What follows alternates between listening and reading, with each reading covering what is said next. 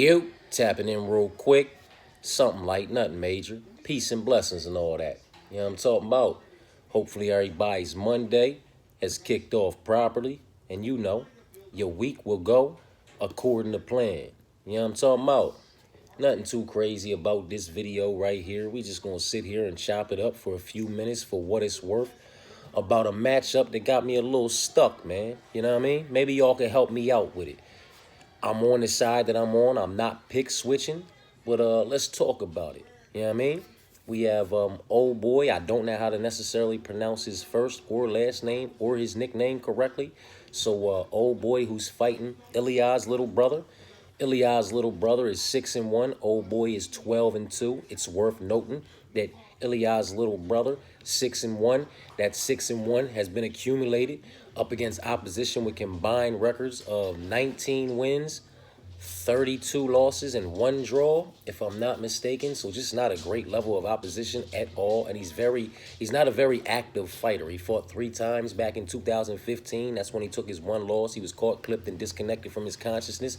So his 1 loss does come 10 years ago, but he's only fought 4 times since then. You understand what I'm saying to you? Not an active fighter at all.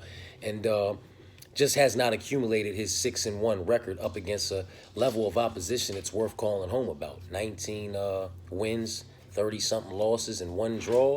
Just not a great level of opposition at all. On the other side of things, old boy, 12-2. That 12-2 has been accumulated up against opposition with combined records of 143 wins, 39 losses, and 3 draws. You understand what I'm saying to you? So he does have double the amount of fights, 12-2 to 6-1.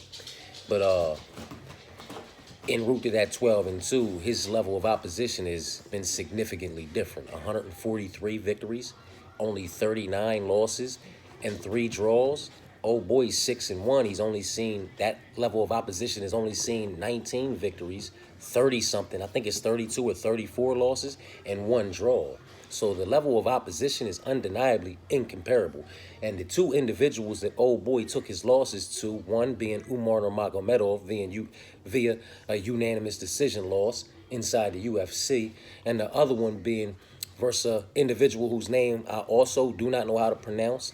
I believe old boy was 3-0 when he took his first loss against an individual who at the time was 12-1, who is currently 19-2. And if you run tape on him, he is a very, fairly decent, legitimate level of opposition in his own right, higher than that of anything Ilya's little brother has had to face as of yet, as well as Umar being, a higher level of opposition than anything Ilya's little brother has had to face as of yet.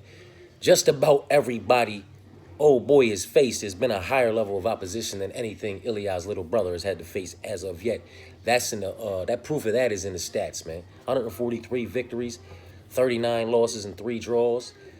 En route to 12-2, up against 19 victories, 32 losses, and 1 draw. En route to 6-1. And the individual who caught, clipped, and disconnected him from his consciousness back in 2015 is not that guy, in my personal opinion. He's not a legitimate level of opposition in any way, shape, form, or fashion. You understand what I'm saying to you? It's just, it's rough, man. It's rough because Umar Nurmagomedov did old boy dirty, man. Did old boy dirty, just completely neutralized him.